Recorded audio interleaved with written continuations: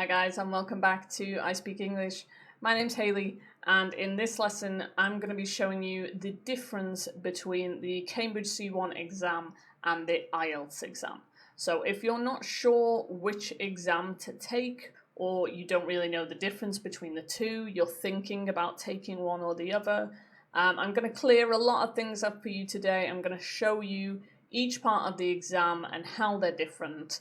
And in the end, you're going to be a lot clearer on which exam is right for you. So stick around, we're going to take a look at that in detail. But before we do, please make sure that you're subscribed and that you hit the bell so that you get a notification from me every time I upload a new video, which is every Saturday. So you can learn English with me for free every week. So make sure that you hit the bell so that you don't miss a single class, and make sure you hit that subscribe button as well. Right, let's get started.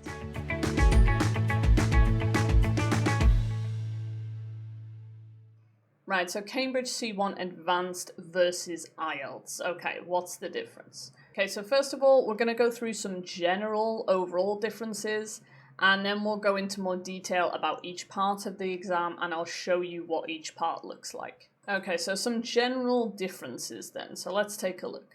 First of all, levels. Okay, so the Cambridge C1 exam tests for just C1 advanced level. That's it.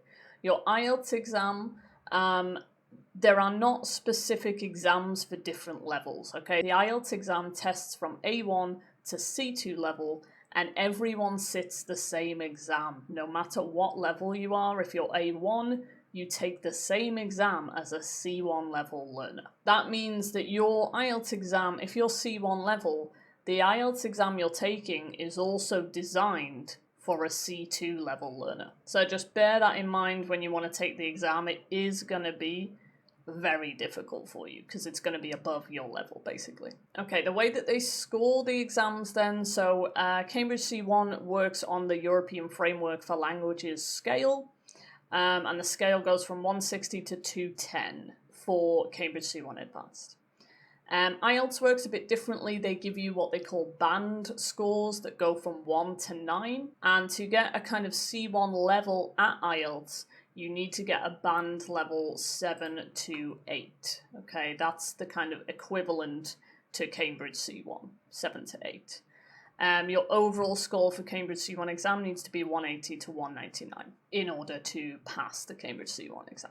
All right, let's move on to duration then. So there's quite a massive difference in duration. So the Cambridge C1 exam is a very long exam. It's about 4 hours long in total, but you're generally there all day because your speaking is usually last, and you have to wait your turn to go into your speaking exam, which might be a few hours depending on how many candidates they have.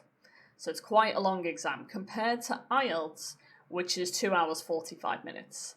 So kind of half, you might be there for like half a day if you have to wait for your speaking exam. So IELTS is a lot shorter, so you're at a kind of advantage there for IELTS.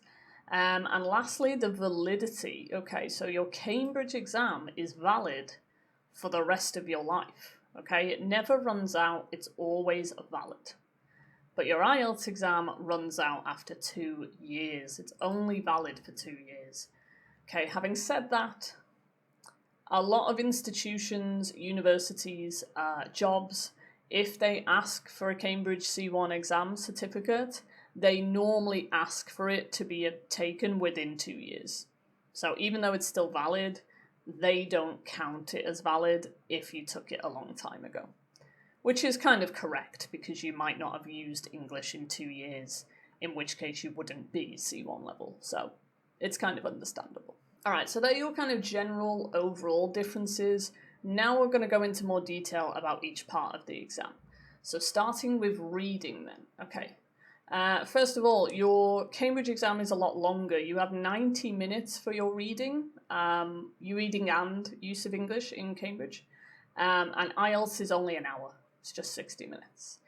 And the way that they're built is a lot different. The activities, the exercises that you have to do are very different from Cambridge to IELTS. So let's take a look. So in your reading for Cambridge, you have 8 parts to your reading, and they're very specific exercises. Okay, so you have, this is your list here. So multiple choice, close, open, close, word formation, keyword transformation, multiple choice, gap text, multiple matching. Okay, if you don't know what any of that means, don't worry, I'm going to show you exactly what to expect now. So let's take a look at these reading parts then. Alright, so this is part 1 of your reading exam for Cambridge C1 Advanced. This is your multiple choice close. So you basically get a text with a bunch of gaps, and then you have a load of options, and you need to complete the text using these options. Okay, so you just need to put the options in the correct place. That's part 1. Part 2 is your open close. Now you have a text with gaps and you have no options, okay? You just have to complete this task with the word that you think is correct. So that's quite a tricky one. Everyone hates this part of the reading, and I don't blame them. So that's part 2. Part 3 of your exam is your word formation, okay? So this is use of English. What you have to do is change the words on the right here to a different type of word. So you've got profession, you need to change it to professional in order for it to fit this gap here. And you have to do that with every word, okay? So word formation, you're changing parts of words.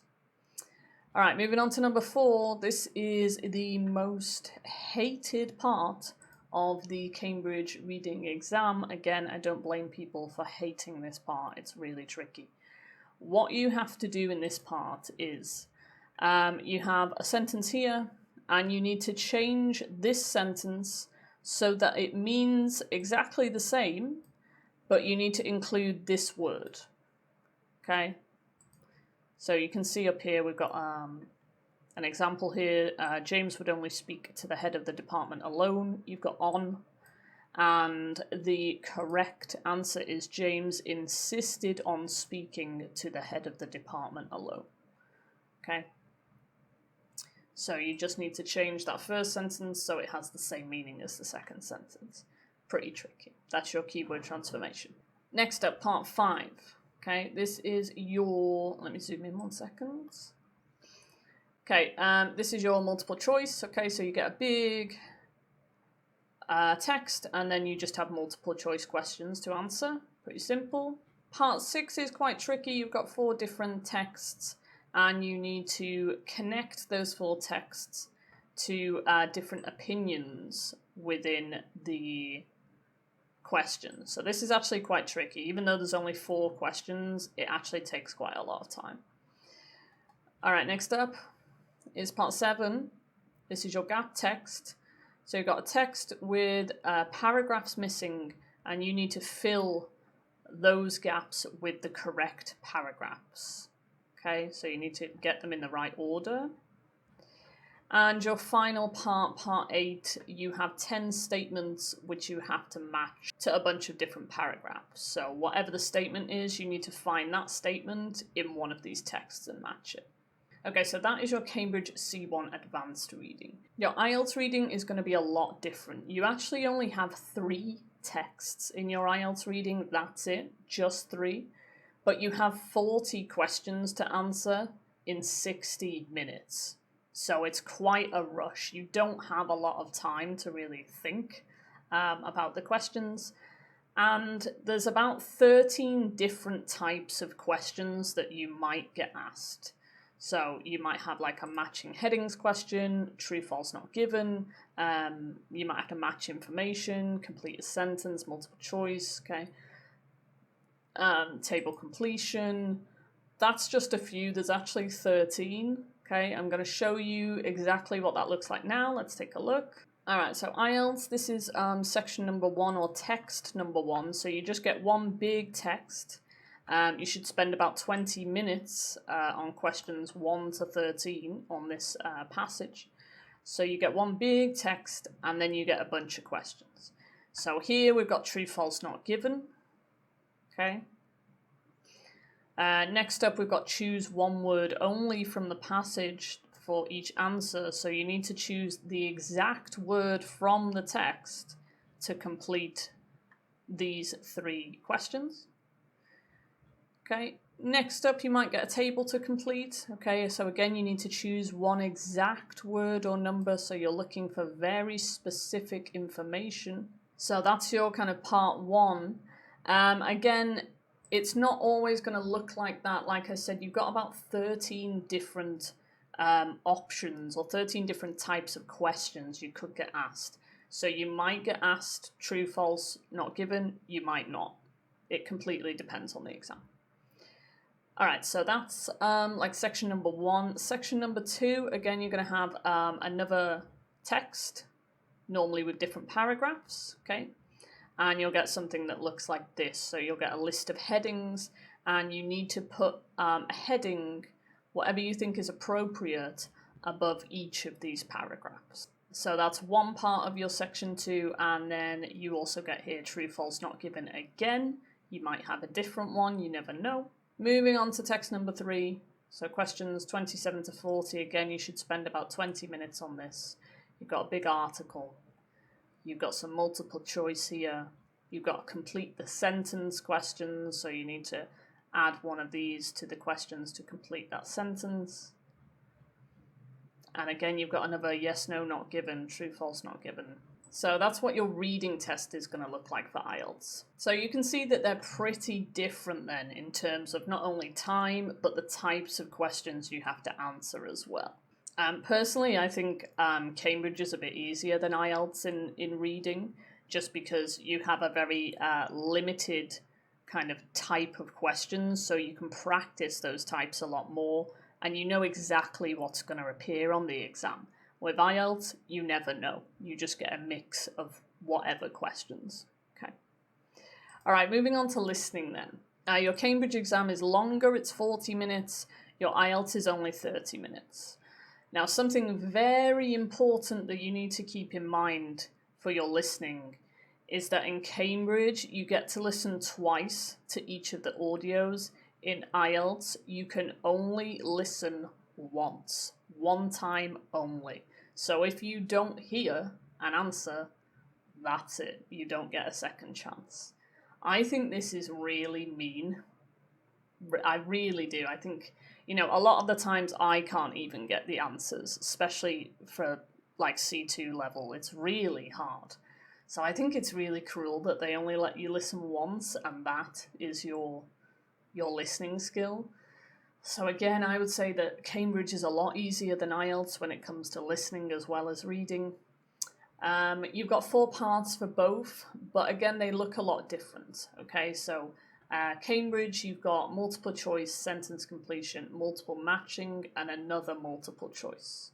So let's take a look at what they look like then. All right, so this is your part 1 multiple choice. So you'll get different extracts. You get 3 different extracts, 3 different conversations, and you get 2 questions per conversation, and it's multiple choice. Okay, so that's your part 1.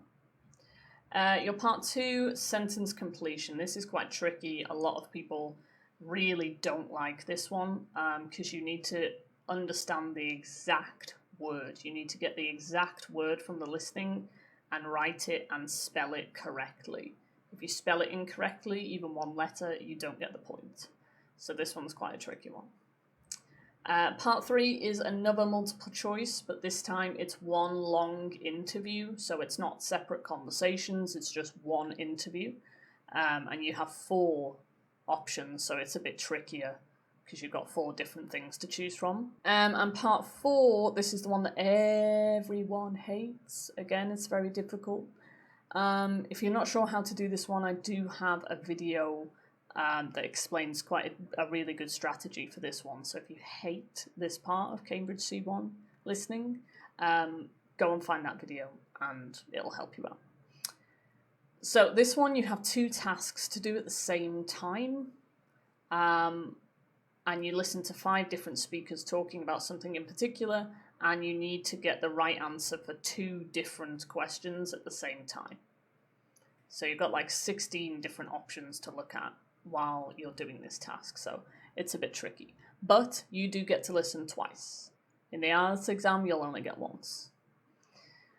Alright, and that's your listening for Cambridge C1 exam. Now, let's take a look at your IELTS. So as we said, your IELTS is only 30 minutes. You only get to listen once. there are 4 parts. So part 1, you're going to hear a conversation between 2 people. Part 2 is a monologue. Part 3, you're going to hear a conversation between multiple people, about 4 people, so it's really tricky. And part 4 is another monologue. So I'm going to show you the type of questions that you get asked for IELTS.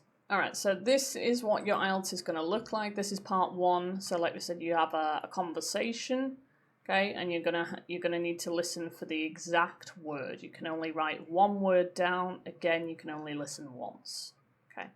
Part 2, you're going to hear a monologue, and you'll get some kind of multiple choice questions there to answer. Okay. Part 3, so you get some multiple choice questions to answer, and you might also have something that looks like this as well, where you need to choose 6 answers from this box to kind of connect it with the rest of the answers there. Okay. All right, moving on to part 3. Back to another monologue now. So again, you've got multiple choice, but this time you need to choose 2 different things. And the same with the next questions, you need to choose 2 correct answers. Again, you can only listen once. And part 4 is going to be another monologue, and you've got multiple choice there. All right, so you can see that they are really different, your listening. Again, IELTS, you can only listen once, so Cambridge, definitely a lot easier for listening, I would say. All right, moving on to our writing then. Okay, so for Cambridge C1, you get 90 minutes for your writing. You just have 2 parts to your writing, so you can split that. You have 45 minutes for each.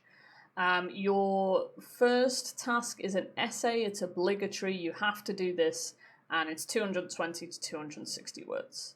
In your second task, you get to choose what you would like to do. Either a letter or an email, a proposal, a report, or a review. You can choose which one you would like to do, and again, it's 220 to 260 words. IELTS, again, very different. So you only get 60 minutes for your IELTS, so half an hour for each one. You also have 2 parts to your IELTS, but they're very different. Your part 1 in particular is completely different. So what you're going to get for part 1 IELTS is you're going to get a graph, or a table, or a pie chart, something with numbers on it that shows, different trends, and you have to describe the graph. So you have to say, like, this trend was going up for this amount of time, and then it dropped, and etc., etc. So it's very academic. Your part 2, and that's 150 words, sorry. Your part 2 is your essay. Okay, so you'll get given a particular topic or comment or opinion, and you need to say whether you agree with it or not and why. And that's 250 words. So you do have to write less for IELTS, but you also get less time. You only get an hour. So again, I would say for this one that Cambridge might be easier, especially if you're trying to describe a graph. You never look at graphs. You don't have a job in like economy or anything like that. It can be really tricky, and it's really boring as well. All right, so that's your writing, and finally your speaking. So again, these look very different. The only thing that's similar is the time. They're both 15 minutes, give or take. One major difference between Cambridge C1 and IELTS is that in Cambridge C1, you will be with another exam candidate or another student in your speaking exam, and you have to interact with that person in the exam. In IELTS, it's only you, and you just interact with the examiner. So IELTS might be a bit easier in that way, in that you don't have to worry about the other person in the exam. You're just literally talking to the examiner. Let's take a look at the different parts then. So Cambridge has 4 parts, IELTS only has 3. They both have an initial interview. Okay, so that's just like really simple questions about you. Where are you from? What do you do? How long have you studied English? Stuff like that. So that's part 1. Part 2 for Cambridge is a long turn where you need to compare photographs. So basically you'll just get 2 photos, and you'll get a question in terms of the photos, and you need to compare and contrast those photos in terms of the question. IELTS Part 2, you also have a long turn, but you don't get a question, you get a topic. you'll get a topic card and you'll get a question and kind of 3 points to talk about, and you need to talk about those points kind of like a mini presentation or a mini essay for 2 minutes. Speaking part 2 for Cambridge is only 1 minute, so you compare and contrast the photographs for 1 minute. IELTS, you talk for 2 minutes. Speaking part 3 is completely different. So speaking part 3, now in Cambridge, now you're going to interact with the other person in your exam. So you'll be given a question and 5 options, and you have to discuss those options in terms of the question with the other person in your exam, and you need to come to an agreement about those options or which option is best. IELTS, you just have a discussion with the examiner. So you just they'll ask you different discussion questions and you just basically have a chat. So it's a bit more informal. And then part 4, you only have part 4 for Cambridge, and this is discussion. So instead of discussing with the examiner, like in IELTS, now you'll be discussing with the other person in your exam. So you'll get discussion questions, and again, you have a chat with the other person. Whew, so that's it. They are your differences between IELTS and Cambridge C1. I hope you're a bit more clear now. If you're still kind of wondering which exam should I take, that completely depends on why you need the certificate. A lot of places accept both IELTS and Cambridge. Some places only accept IELTS. If you're, for example, if you want to emigrate to Australia, you're probably better doing IELTS because it's very requested in Australia, whereas in Europe, Cambridge is kind of more common. So it completely depends on why you need the certificate. But I would say, overall, Cambridge is easier than IELTS. Okay, definitely easier for reading, definitely easier for listening. You can only listen once. Definitely easier for writing as well. So I would say if you can do either or and it doesn't matter, go with Cambridge because it's easier. Alright, so that's everything for Cambridge and IELTS. If you found this video useful and it really helped you, then please do give this video a like. It just helps more people to find the video so that they can get a bit more prepared for their exams as well. And as usual, make sure that you're subscribed and you hit the bell so that you can get weekly lessons from me. And if you have any more questions about Cambridge or IELTS, please let me know in the comments and I'll get back to you when I've got a bit of spare time. So that's all from me, and I'll see you in a lesson soon. All right, bye.